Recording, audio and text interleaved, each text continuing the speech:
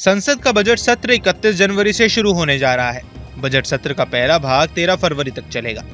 Budget सत्र की शुरुआत में राष्ट्रपति द्रौपदी मुर्मू संसद के संयुक्त अधिवेशन को संबोधित करने के साथ शुरू होगा।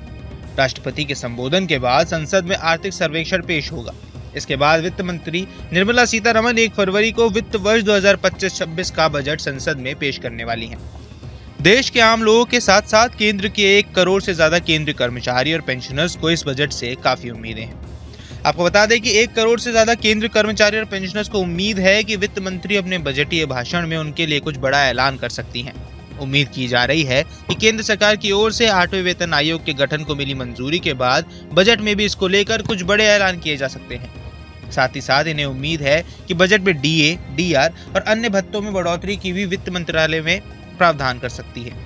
मोदी सरकार ने 16 जनवरी को केंद्रीय कैबिनेट की बैठक में अपने 1 करोड़ से ज्यादा केंद्रीय कर्मचारी और पेंशनर्स के 8वें वेतन आयोग के गठन की मांग पर मोहर लगा दी। अब जल्द ही इसका नोटिफिकेशन जारी किया जाएगा। साथ ही 8वें वेतन आयोग के अध्यक्ष और 2 सदस्यों की भी नियुक्ति होने वाली है। उम्मीद की जा रही है कि आयोग अगले 1 साल में अपनी रिपोर्ट श्रम मंत्रालय को सौंप देगा। 8वें वेतन आयोग की सिफारिश के आधार पर केंद्र सरकार इसे 1 जनवरी 2026 से लागू कर सकती है। पिछले आयोग की तरह इस वेतन आयोग की सिफारिशों के तहत वेतन में संशोधन के आसार हैं। 8वें वेतन आयोग की सिफारिशों के आधार पर कर्मचारी और पेंशन भोगियों के लिए महंगाई भत्ते और महंगाई राहत में समायोजित किया जाएगा। उम्मीद की जा रही है कि 8वें वेतन आयोग की सिफारिश को लागू होने के बाद केंद्रीय कर्मचारियों की सैलरी और पेंशनर्स को पेंशन में बम्पर इजाफा देखने को मिल सकता है। खबरों की माने तो 8वां वेतन आयोग में फिटमेंट फैक्टर 2.57 से बढ़ाकर 2.86 किया जा रहा है। अगर ऐसा होता है तो फिर कर्मचारियों की न्यूनतम बेसिक सैलरी 18,000 रुपए से बढ़कर 51,480 रुपए हो सकती है, जबकि पेंशनर्स की मिनिमम पेंशन 9,000 रुपए से बढ़कर 25,740 रुपए हो सकती है। केंद्र की मोदी सरकार की ओर से 8वें वेतन आयोग के गठन का तोहफा मिलने के बाद केंद्रीय कर्मचारियों को 7वें वेतन आयोग के तहत महंगाई भत्ते और महंगाई राहत में बढ़ोतरी का इंतजार है। अगले महीने इन्हें सैलरी और पेंशनर्स में बड़ी बढ़ोतरी का तोहफा मिल सकता है। इसके साथ ही इन्हें एरियर भी मिलेगा। साल 2024 में दूसरी छमाही में अब तक जुलाई, अगस्त, सितंबर और अक्टूबर 2024 के आंकड़े आ चुके हैं, जबकि नवंबर और दिसंबर का महंगाई का 31 जनवरी तक रिलीज किए जाने की उम्मीद थी। ताजा AICPI आंकड़ों के ट्रेंड के हिसाब से इस बार भी केंद्रीय कर्मचारियों के महंगाई भत्ते और पेंशनर्स की महंगाई राहत में 3% की बढ़ोतरी ही मुमकिन है। अगर ऐसा होता है तो यह लगातार दूसरी बार होगा जब महंगाई भत्ते और महंगाई राहत में 3% की बढ़ोतरी होगी। इससे पहले साल 2024 में छमाही में महंगाई भत्ते में 3% की बढ़ोतरी की गई थी, जिसके बाद DA और DR 50% से बढ़कर 53% हो गया था। ऐसे में दूसरी छमाही में भी महंगाई भत्ते और राहत में 3% की बढ़ोतरी होती है।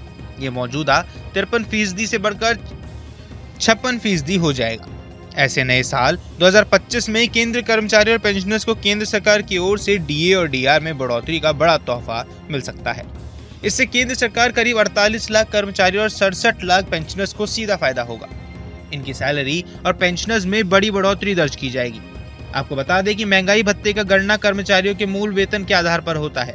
एक कैलकुलेशन के मुताबिक से DA में 3% की बढ़ोतरी होने से 18,000 रुपए की बेसिक सैलरी वाले केंद्रीय कर्मचारी को 540 रुपए प्रति महीने और 6,480 रुपए सालाना के हिसाब से फायदा होगा।